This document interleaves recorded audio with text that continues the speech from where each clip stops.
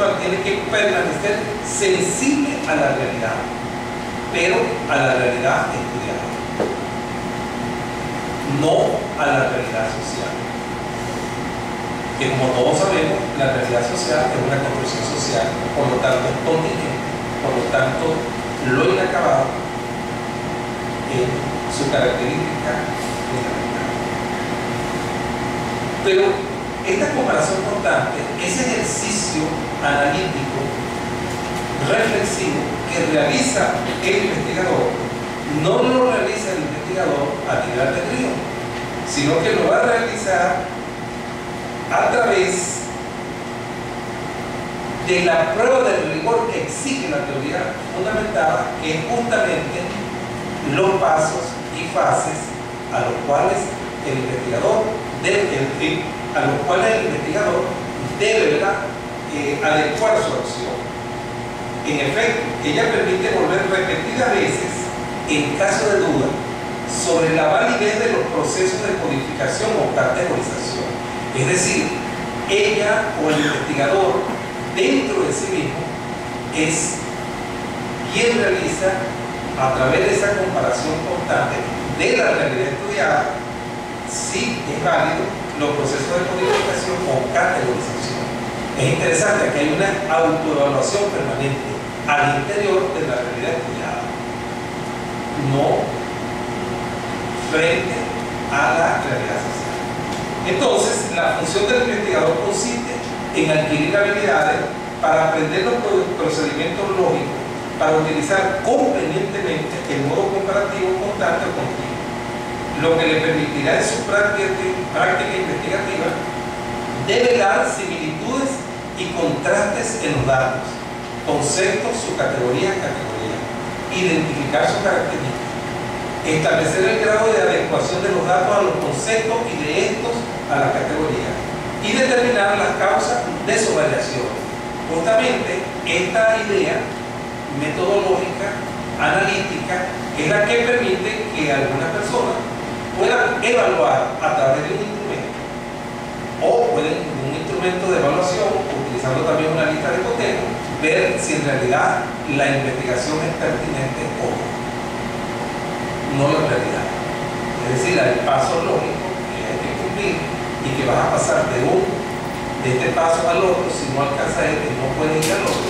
Y eso pues lo puede tranquilamente, y el término tranquilamente es un término muy larense, lo estoy diciendo tranquilamente, de gran profundidad, utilizar un instrumento. Por lo tanto, una institución que aplique o que utilice la teoría fundamentada como base para que los doctorandos o maestrantes o, ¿cómo se dice lo que hacen diplomados?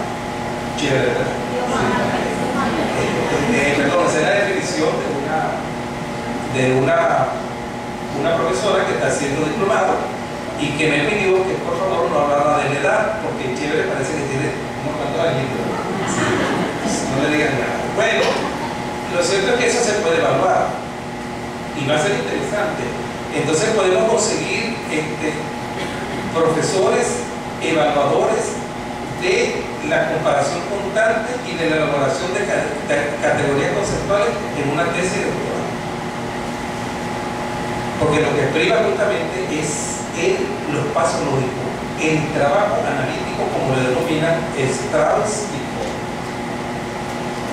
Bien, en el proceso de codificación se realiza en tres fases. Se habla de la codificación abierta, de la codificación axial y la codificación electiva. Y ellas hay un constante ir y venir, siempre y cuando no se logre alcanzar una o existan ciertas deficiencias para lograr, por ejemplo, la codificación abierta. Si paso a la codificación axial, la misma comparación me puede llevar a ello, pero a mí no me va a llevar, por ejemplo, el silencio en una entrevista, el gesto, no, porque yo debo cumplir ese proceso de codificación de esa manera. Por ejemplo, la codificación abierta, ella se pone en práctica al inicio de la investigación, es abierta, sirve para identificar los conceptos iniciales, para descubrir los datos, sus propiedades, es decir, las características y dimensiones que es la escala en la cual varían las propiedades de los datos.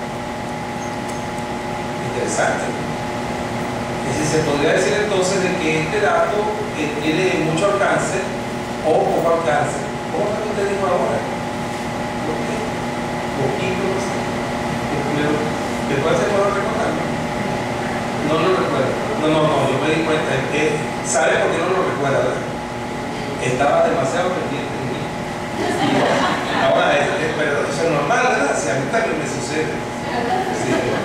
Ajá.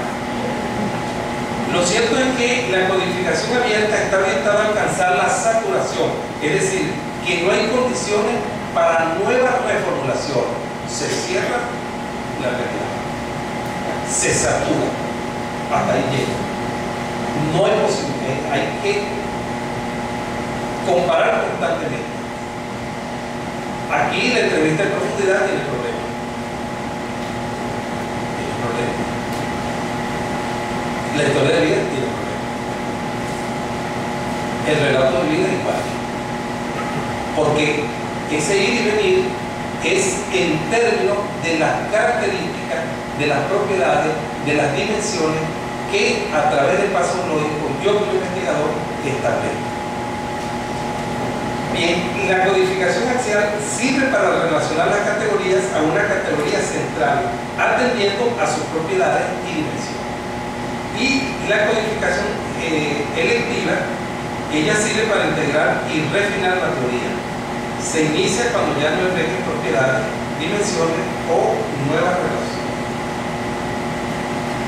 Y ya de una manera más, diría, por lo menos desde mi punto de vista, un poco más precisa, yo me planteo una reflexión en cuanto a la construcción del objeto de estudio, o lo que podría definir la búsqueda de sentido desde el inicio de la investigación.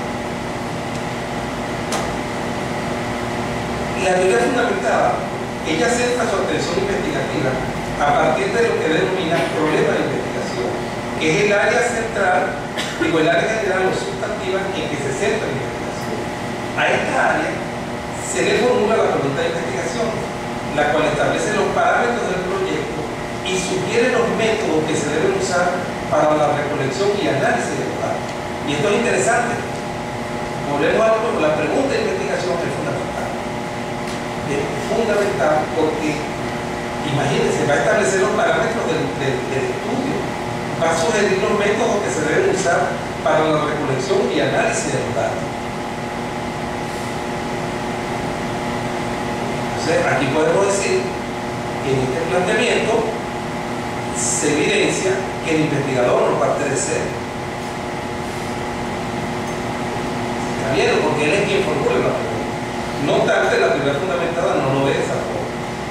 En la construcción del objeto de estudio, la teoría fundamentada exige objetividad, entendida como, viene la cita, la capacidad de distanciarse en cierta medida de los materiales de investigación y de presentarlos imparcialmente.